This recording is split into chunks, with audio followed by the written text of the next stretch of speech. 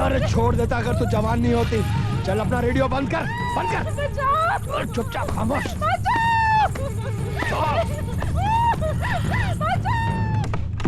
सुनो सुनो सुनो, जगन्नाथ ठाकुर ने गरीब मजदूर औरत का बलात्कार किया है। कल पंचायत में ठाकुर साहब अपना फैसला सुनाएंगे।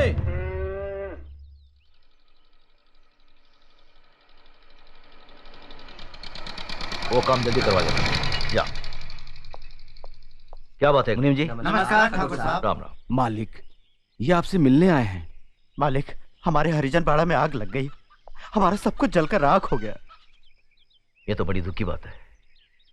मुनीम जी, इन्हें जितना अनाज, कपड़ा और घर बनाने का सामान चाहिए दे दीजिए। जी मालिक। धन्यवाद मालिक।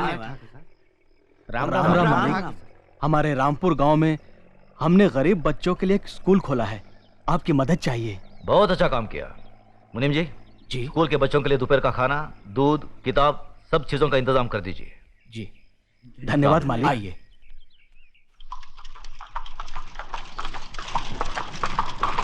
अरे मनु आ रही है। धनराज।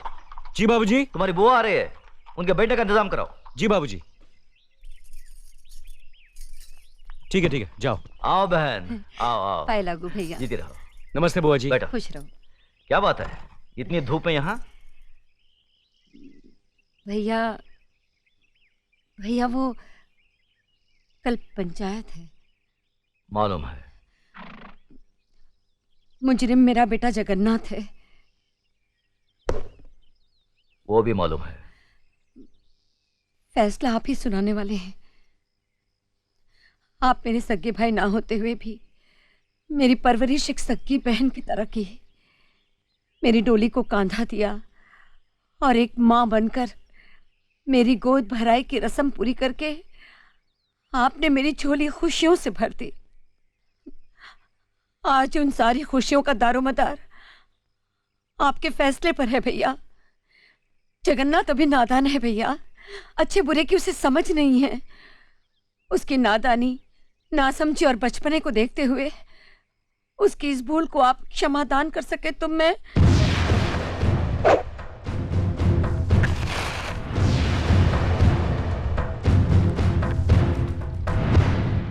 धनराज।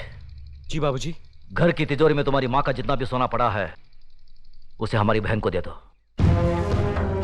देखो बहन, रामपुर में जो हमारा 50 एकड़ आम का बगीचा है हम उसे तुम्हारा नाम लिख देते हैं, और गंगानगर में जो हमारी 200 एकड़ उपजाऊ जमीन है उसे भी तुम्हें दे देते हैं। यही नहीं, अगर तुम हमारी जान भी मांगोगी तो हम उसे भी तुम्हारी सदके में छोड़ देंगे। लेकिन जिन्हें सदियों से हमारा खानदान अपना खून पिलाता आया है उस नीति, नियम और इंसाफ परिस्थिति को अब नहीं छोड़ सकते। मगर भैया, अगर आप चाहें तो।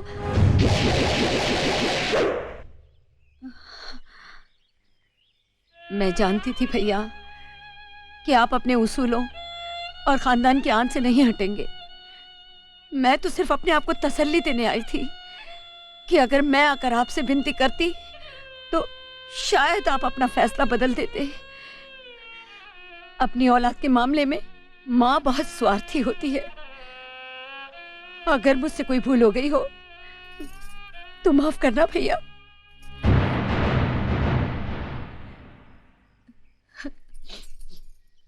हुआ बेटा, मुझे कोई दुख नहीं है, बल्कि फक्र है कि मैं इतने महान इंसाफ पसंद भाई की बहन हूं। खुश रहे।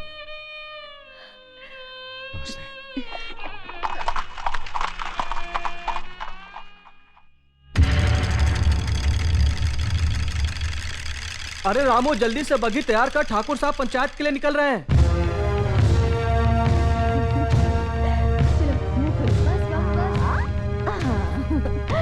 अब ये बाबूजी की तरफ से, और ये अले ले ले, तू कहाँ भाग रहा है?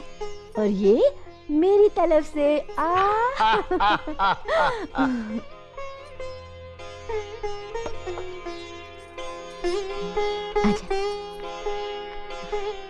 बाबूजी। खुश रहो। अर्जुन और नकुल के लिए तुम्हारा प्यार देखकर हमारा दिल बाग बाग हो गया। अपनी भाभी से कोई देवर इतना प्यार कहाँ पाता है? बाबूजी, देवर भी तो भाभी के बच्चे ही होते हैं। वाह बहू वाह, कितनी ऊंची बात कही। सदा सुखी रहो। धर्मराज बेटे, हम बहुत भाग्यवान हैं जो हमें देवी जैसी बहू मिली। बेटे एक बात याद रखना, जब भी तुम घर से बाहर जाओ, बहू के हाथ से दही शक्कर जरूर खा के जाना, शुभ होता है। जी बाबूजी। चलो।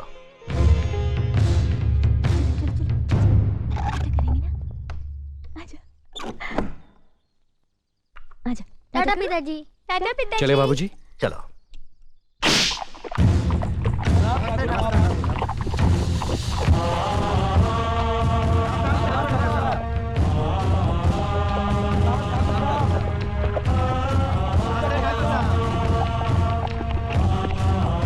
साले साहब रुकिए रुकिए रुकिए। साले साहब, आदमी कितना भी बड़ा क्यों ना हो, अपनी बहन बेटी के दरवाजे के सामने आकर उसका सर झुक ही जाता है।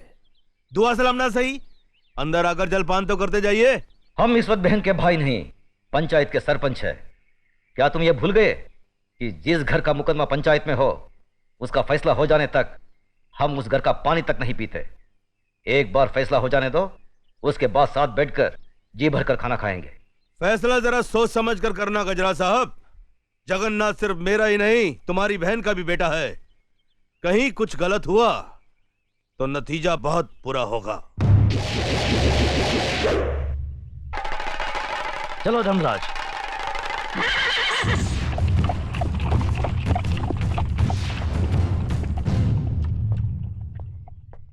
अरे ठाकुर साहब आ गए। हाँ, देखो आ गए, सब आ गए।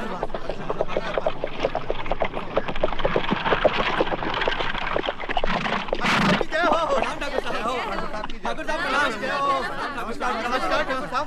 पहले भी ठाकुर साहब।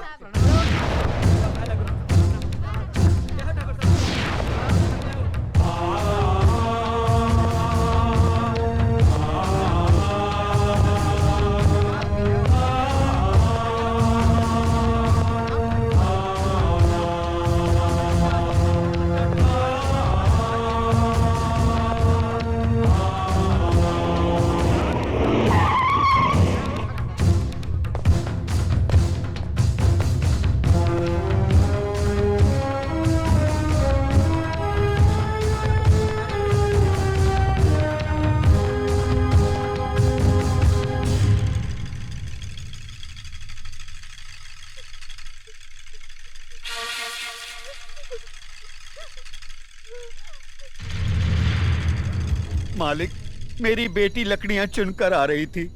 रंजीत सिंह के बेटे जगन्नाथ ठाकुर ने इसकी इज्जत लूट ली।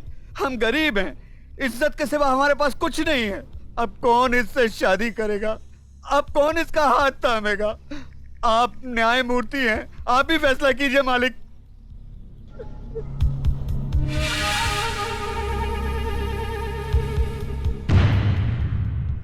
इस बात का कोई चश्मदीद गवाह है? मैं हूँ मालिक। तुम्हारा पायल से कोई रिश्ता है? जी हाँ, मैं इसकी काकी हूँ। तो फिर तुम्हारी गवाही नहीं मानी जाएगी। गवाही सिर्फ उसकी मानी जाएगी जिसने अपनी आंखों से देखा है, लेकिन इस लड़की के खानदान से उसका कोई रिश्ता ना हो। है कोई ऐसा साक्षी, ऐसा गवाह?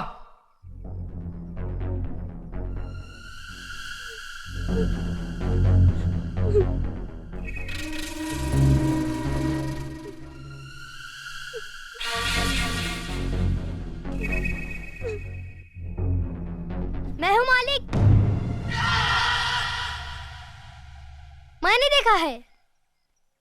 तुमने क्या देखा है बेटे? मैंने देखा कि ये इस दीदी को जबरदस्ती अपने कंधे पे उठाकर पंपशीट में ले गया और दरवाजा बंद कर दिया। ये बचाओ बचाओ चिल्ला रही थी, मगर वहाँ कोई नहीं था। थोड़ी देर बाद जब ये बाहर आई तो इसके कपड़े फटे हुए थे और ये रो रो के कह रही थी कि मेरा सब कुछ लूट गया, मैं बर्बाद हो गई।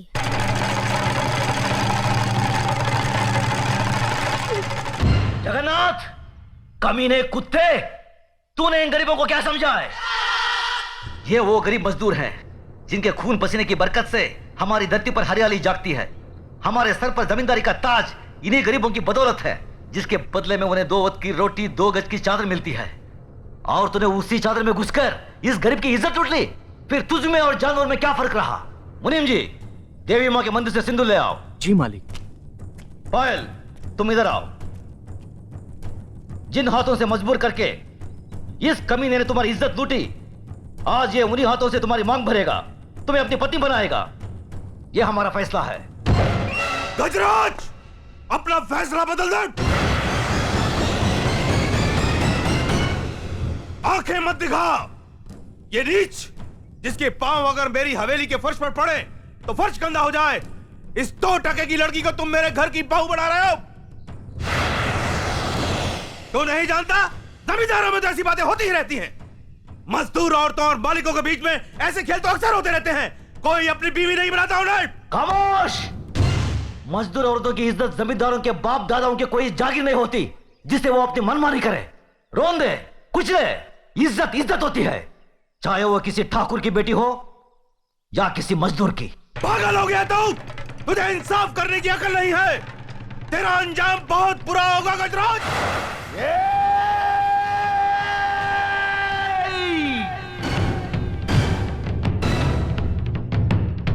इसके आगे एक लफ्ज भी बोला तो जुबान खींच लूंगा।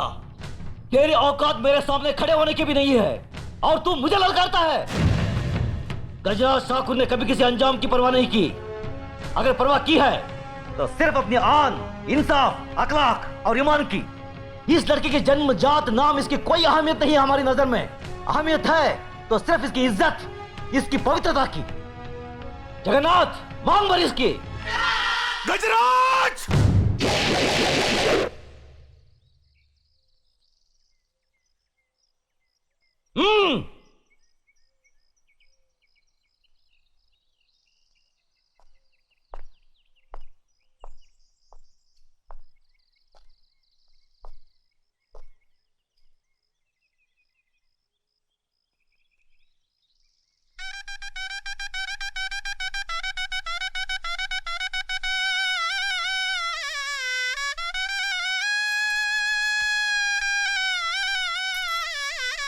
सदा सुखी रहो बेटी। जगन्नाथ, अगर तुमने इसे कोई तकलीफ दी तो हमसे बुरा कोई नहीं होगा।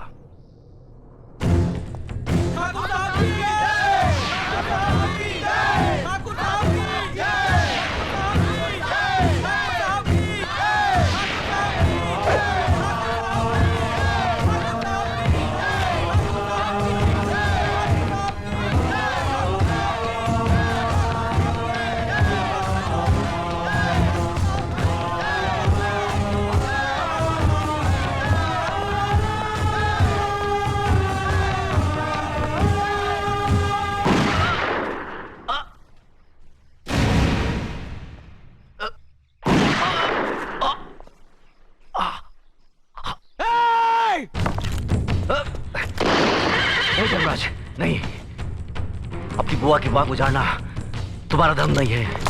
बाबूजी, बाबूजी! भैया!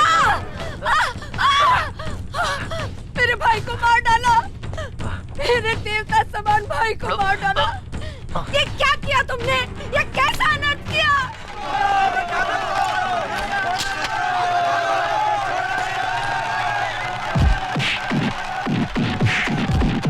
रुक जाओ! छोड़ दो उसे। जो अपराध उसने किया है उसकी सजा उसे जरूर मिलेगी। आज से 18 साल के लिए हम रणजीत सिंह ठाकुर को समाज और बिरादरी से बाहर करते हैं। आज के बाद अगर कोई भी इसके परिवार के साथ किसी भी तरीके का संबंध रखेगा तो उसको भी यही सजा मिलेगी। यह गजराज ठाकुर का फैसला है। भैया! बाबूजी! भैया! बाबूजी! बाबूजी!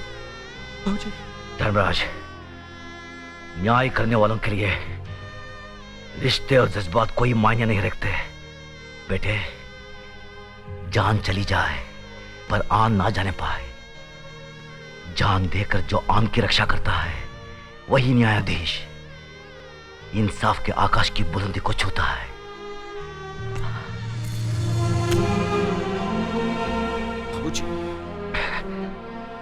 महाराज, आज से हम भरतपुर कस्बे के न्याय और इंसाफ की बागडोर तुम्हें सौंपते हैं। याद रखो बेटे, जिस दिन भी तुमने अनजाने में भी गलत फैसला किया तो समझ लो वही दिन तुम्हारी जिंदगी का आखिरी दिन होगा। बाबूजी, बाबूजी, भैया, बाबूजी।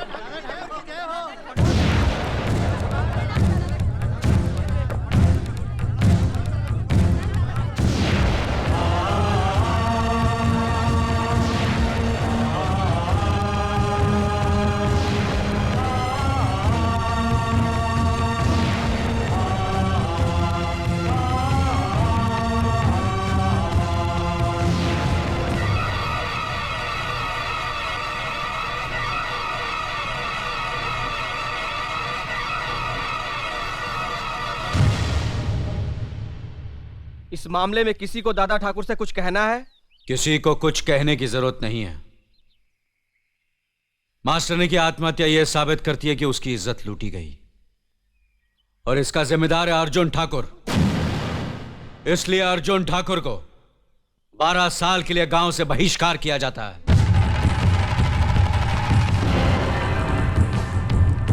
आज से कोई इससे बात नहीं करेगा, कोई इसकी मदद करेगा नहीं, और जो भी इस हुक्म को तोड़ेगा उसे और उसके परिवार वालों को यही सजा भुगतनी पड़ेगी। मासूम मास्टरनी शिल्पा ही अपनी विधवा मां का सहारा थी, इसलिए अर्जुन ठाकुर की जायदाद का आधा हिस्सा उसकी मां को दिया जाएगा।